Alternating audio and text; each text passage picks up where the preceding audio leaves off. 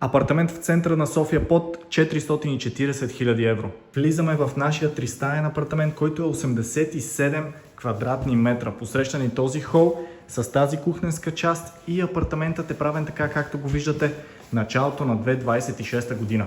Естествено, цялата кухня е вградена. Тук имаме най-голямата судомиялна, която може да се сложи.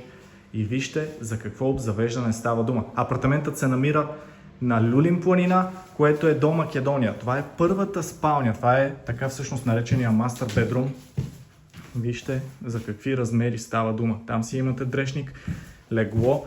Апартаментът има една баня с тоалетна. Ето тази тук всъщност. Имаме си тоалетна, имаме си и баня. Отделно имаме само тоалетна, която се намира ето тук. И насам през коридорчето и нашия хол е втората спалня, която няма легло. Която спалня има само баня. Много интересно. Апартаментът се намира в тухлена сграда от 78 и има 10 квадрата мазе към него. А за огледи просто ми пишете.